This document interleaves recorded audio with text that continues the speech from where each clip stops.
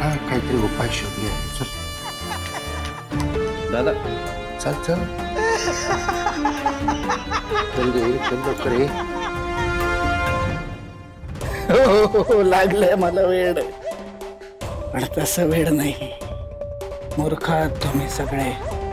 तुमच्या 3 पानांची कहाणी लवकरच संपणार, कारण या डावातलं खूप मोठं पान माझ्या हाताला लागले. हुकमी एक्का, आणि हा एक्का मी तेव्हाच बाहेर काढेन जेव्हा तुमची पानं हलकी पडते आणि मला डाव जिंकायची खात्री असत.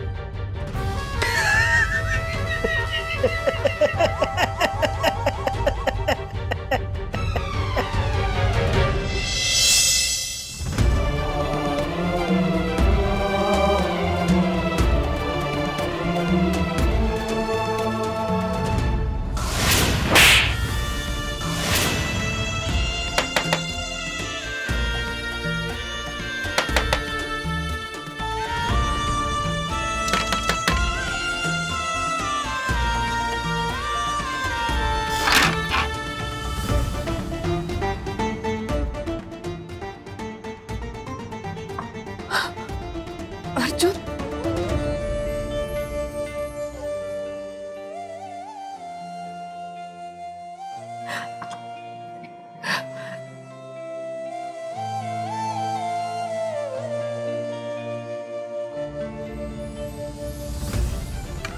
या ते बस, मी तुला पाणी आणते. नाही नको, आवर आणि चल. कुठे? मी न्यायला आलोय तुला. न्यायला आलायस? पण ॲटिट्यूड बघा, बोलायची स्टाईल बघा. मी न्यायला आलोय तुला, आवरण चल. पण काय करणार, याच तुझ्या तोऱ्याच्या प्रेमात पडले ना मी. मला खरंच कळत नाही अर्जुन, कधी रागात बोलतोस, कधी प्रेमाने बोलतोस. तुझ्याशी कसं बोलायचं ना, मला प्रश्नच पडतो कधी कधी.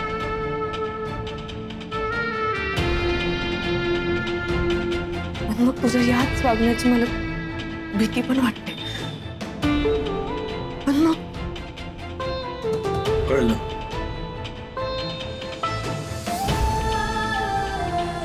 हे बघ, आय एम सॉरी. जे झालं ते चुकीचं झालं. मी तुला शब्द देतो, असं पुन्हा नाही होणार. हे बघ, मला नव्हता हात उचलायचा. I am sorry. चल, मी तुला न्यायला आलो.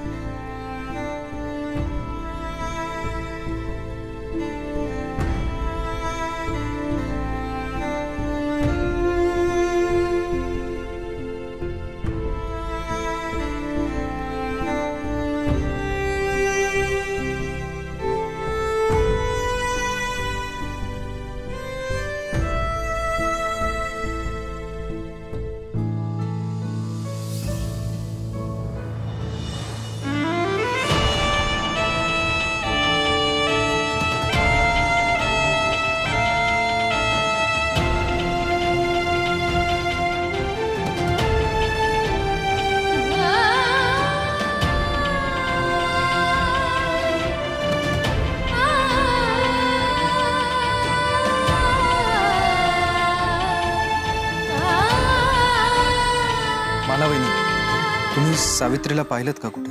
नाही, म्हणजे आमची भेट झाली नाही. पण का हो, काय झालं का?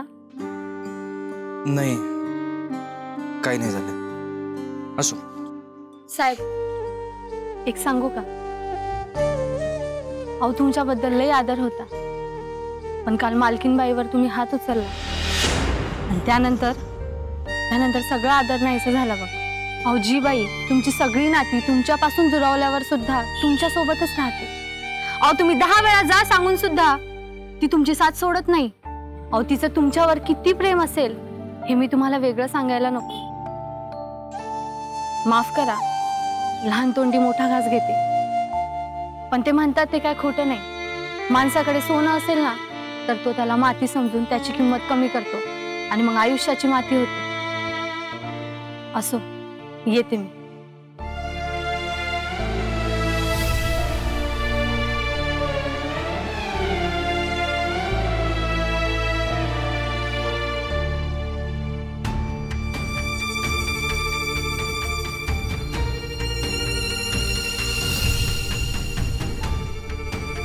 सुवर्णलता, तू बरं झालं भेटलीस मला. हो ना, मी पण तुमच्याकडेच येणार होते. ऐक ना, मला सांग ना, तुला माहिती आहे का सावित्री कुठे आहे? का हो दाजी, आता का शोधताय तिला? नाही म्हणजे तुम्हाला माहित नाही ती कुठे आहे? माझ्या आधी तर ती तुम्हाला सांगत असती. मला नाही ना सांगितलं तिने, म्हणून तर मी विचारतोय. प्लीज मला सांग ना, तुला माहिती असेल तर. जाऊ द्या ना दाजी, एवढं काय, सोडा की तो विषय. आता असं ती नाही तर तुमच्या मनासारखं झालं असेल नाही, मग कशाला शोधताय तिला? बघ, मी खरंच सांगतोय, मी चेष्टा नाही करत आहे. मला प्लीज सांग ना, सावित्री कुठे आहे? मला काय माहिती, असं तिच्या आईकडं. असंही लग्नानंतर पोरीला दोनच हक्काची घर असतात, एक तर तिच्या नवऱ्याचं आणि दुसरं तिच्या आईचं. आणि असं या कुस्तीच्या स्पर्धेनंतर तुम्ही तिला जे काय मोठा पुरस्कार दिलाय त्या बाबतीत कायच बोलाव दाजी. तुमचं कसं झालंय माहितीये का दाजी, ज्याचं करावं भलं ते म्हणता येईल माझंच खरं. म्हणजे सावित्री आता तिच्या आईच्या घरी?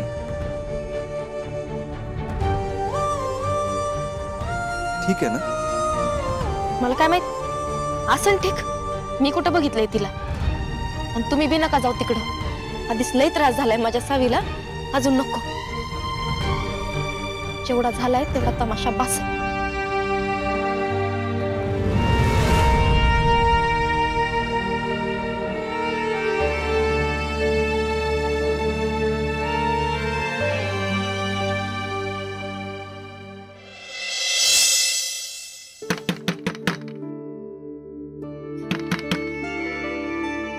आता खरंच अर्जुन आला असेल का?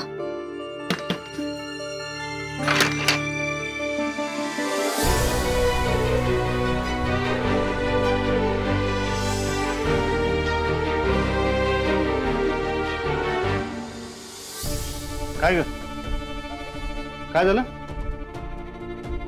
ताई कुठे आहे? बाहेर गेले? बरं झालं. काल ताई घरात असताना मला काय बोलता येईना. साऊ तुला किती फोन करायचे? दरवेळी फोन करतो, आत्ता करतो, नंतर करतो, म्हणून तू फोनच करत नाहीस. अरे ते मी कामात होते, नंतर करू म्हणत राहूनच गेलो. धन्यवाद तुला. तू फोन उचलत नाहीस म्हणून मला सारखं काहीतरी कारण काढून इथनं बाहेर जावं लागते, माहितीये तुला? इकडे बस जरा, तू बस बस, बोलायचं तुझ्यावर. अगं साऊ, ताईने तुझ्या लग्नाचं लईच मनावर घेतलं. बोलून बिलून माझा नुसता पिट्टा पाडलाय तिने. आम्हा मला एक कळत नाही, अचानक कसं काही लग्नाचं बोलायला लागले. आता तर मध्ये गप होती ना. अगं काय सांगू तुला. अगं साऊ, त्या दिवशी मी पण घरात नव्हतो. कोण दिवटा येऊन गेला काय माहित नाही, किंवा आला तर मुलगी शोधायला आला होता म्हणे. काय तर म्हणे तू पसंत पडलीस, लग्नाची बोलणी करायला चालले म्हणाले. मी काय लक्ष दिलं नाही, तेच माझ्या अंगलट आले. हे बघ, ऐक माझं, ताईला विश्वासात घेऊन सगळं समजावून व्यवस्थित सांगायला पाहिजे. खरं खरं सांगून मोकळं व्हायला पाहिजे. नाहीतर तू पुन्हा आलीस की नाही, ती परत लग्नाचं गणित सुरू करणार.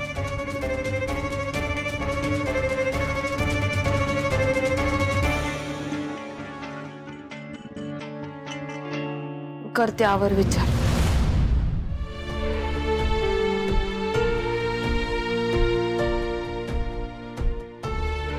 कर कर. साऊ, अशी का दिसायला आलीस तू? काय झालं? कसलं टेन्शन आहे? मामा ऐक ना प्लीज, मला जरा वेळ शांत राहू दे ना. मला आता नाही बोलायचं कोणाशी. साऊ प्लीज.